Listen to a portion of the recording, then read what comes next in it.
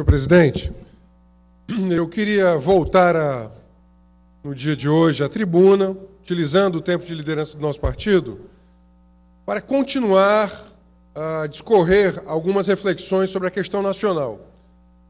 Para quem está vendo na TV, hoje, ainda no primeiro expediente, eu levei ao conhecimento dos e das cearenses a nossa posição com relação aos fatos nacionais. Que estão se avolumando numa velocidade, numa agilidade impressionante. Entre o momento que eu havia me pronunciado e agora, já ocorreram duas decisões com relação à posse do ex-presidente Lula. Uma arguição de descumprimento de preceito fundamental, uma DPF no STF, que foi julgada improcedente, no caso a liminar, foi denegada a liminar, pelo juiz Marco Aurélio e o juiz da Quarta Vara do Distrito Federal. Portanto, a velocidade da produção das informações é impressionante. Isso mesmo causa enorme ansiedade, angústia na população. Tomei conhecimento agora que um trabalhador, vi isso nas redes sociais, num portal de um grande meio de comunicação, o trabalhador foi agredido porque estava com uma camisa de uma determinada cor. Hoje as pessoas estão nessa polarização se identificando pela sua vestimenta. Sequer há possibilidade de um debate racional, mesmo divergente e forte. Não há, da minha parte, veja, que hoje mesmo um jornalista que cobre aqui a casa havia perguntado para nós, que não estamos, obviamente, vinculados nesses dois polos de poder hoje em disputa no país, a nenhum dos polos, havia me perguntado sobre a nossa condição, que é, sem dúvida alguma, estamos no pior dos mundos. Não há dúvida. Dada a terrível polarização política. Mas exatamente por isso, porque fazemos, inclusive, uma crítica à condução da oposição conservadora e do próprio governo, que nós temos que pedir serenidade. Agredir as pessoas porque elas estão com uma camisa de determinada cor, ou porque elas têm divergências políticas com você, agredir fisicamente, constranger gente na rua, fazer achincalhamento, isso destrói a democracia. Destrói a democracia. Portanto, eu quero dar continuidade à minha primeira fala, sobretudo a partir da elevação da temperatura dos acontecimentos. Tem gente que está tendo carro riscado, que está brigando na família, está sendo assediado no trabalho, risco de perder o emprego por causa das suas posições políticas.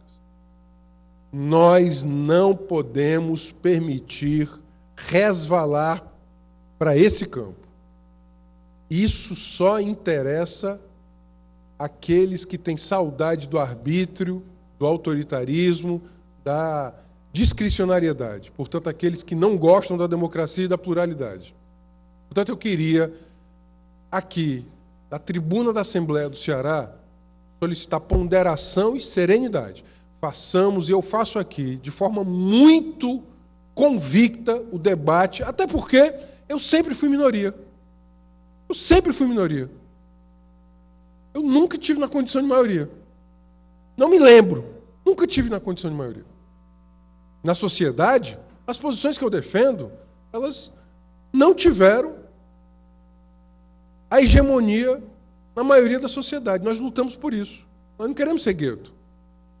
Nós queremos, a nossa pretensão é sermos uma esquerda renovada, que não traia as suas convicções, que seja coerente, que vá ao encontro das maiorias sociais e que, para crescer, não se desfigure. Muito do que aconteceu, inclusive, com a alternativa petista. Exatamente por isso, e eu comentava aqui com os outros parlamentares, que nós temos apreço à pluralidade, nós temos apreço à democracia. Portanto, nós não podemos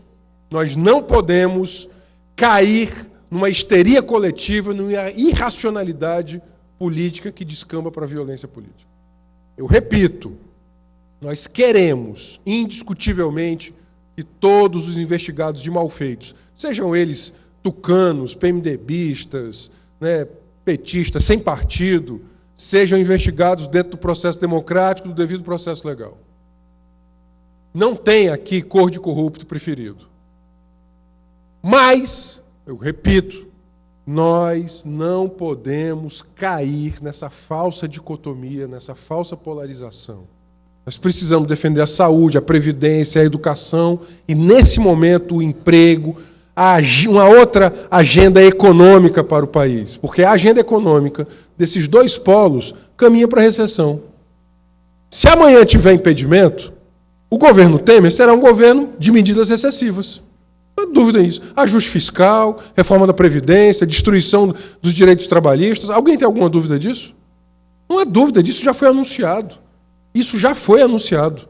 A chamada Agenda Brasil, que na verdade era uma agenda de alguns líderes do PMDB, era isso. Portanto, nós precisamos, sobretudo, pensar. Eu vejo, obviamente, o governo na lona e tem que pensar qual é a saída. E a saída não é a direita.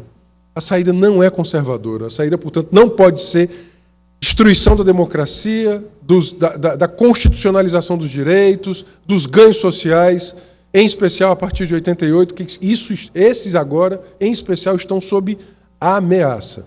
Aí, por fim, até para não me repetir nos argumentos que já foram colocados pela manhã, eu queria enfatizar, a partir dessas notícias agora, não permitir o crescimento de violência política, a demonização da política, o clima do vale tudo. Não vale tudo. É necessário, portanto, ter apreço e ter cultura democrática, porque o vale tudo vai nos levar a todos, independentemente da cor partidária, para uma terrível condição social e política. Esse país, no século XX, ele viveu polarizado. Ele teve a República Velha, a Revolução de 30, o varguismo, a deposição do Vargas na sequência, que também não chegou a terminar o mandato. Depois, de novo, no governo Vargas, que lhe leva ao crescimento da crise, que lhe levou ao próprio suicídio. Depois veio a ditadura militar. Depois veio o governo Jânio, sua renúncia, Jango, golpe, ditadura militar, com morte, tortura, corrupção. Conseguimos muito tardiamente uma estabilidade democrática e a constitucionalização de direitos. Portanto, quem tem apreço à história, tem apreço a esse curto período democrático e aos direitos constitucionalmente garantidos pelas maiorias sociais. Portanto, desse ponto de vista, repito, na condição daquele que inclusive se reconhece como minoria, tendo em vista esses dois grandes condomínios políticos que hoje estão polarizados, nós não podemos concordar com um clima do vale tudo. Tem que ter serenidade. E quem é figura pública não pode incitar a violência. Não pode descambar para o desrespeito. Isso vale para todos. Isso vale para todos. Portanto, eu finalizo, sobretudo, dizendo isso. Já foi dito que a política era a guerra por outros meios. Nós não podemos trazer a guerra para dentro da política. Porque quando a política, como disputa de ideias, palavra, gesto, proposição, quando ela falir, vai sobrar o quê? A barbárie. Porque a política é a disputa das expectativas que nós temos, para o presente e para o futuro. Aqui eu posso discutir com os liberais, tranquilamente. Mas essa possibilidade me é dada porque nós conquistamos essa possibilidade.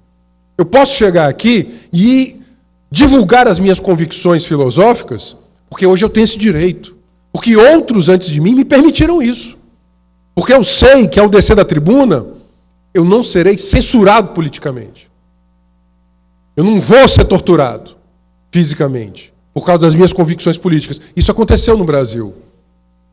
Isso aconteceu no Brasil. E isso continua a pairar, porque alguns têm saudade desse tempo. Portanto, eu queria fazer, mais uma vez, o apelo pela serenidade contra a intolerância, contra a hostilidade, contra uma intolerância que ela beira a irracionalidade.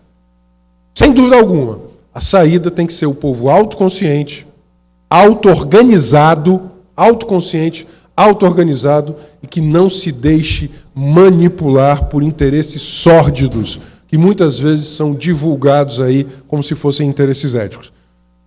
Termino e devolvo a palavra à mesa nesse sentido, de que o momento que se avizinha não é de saída da crise. A crise vai se aprofundar. Não sou um iludido otimista. Seria muito fácil eu próprio pregar autoilusões. Não vou fazer isso. Acho que os próximos meses serão meses muito, muito difíceis. Por isso mesmo, a gente vai precisar de firmeza e serenidade. Muito obrigado.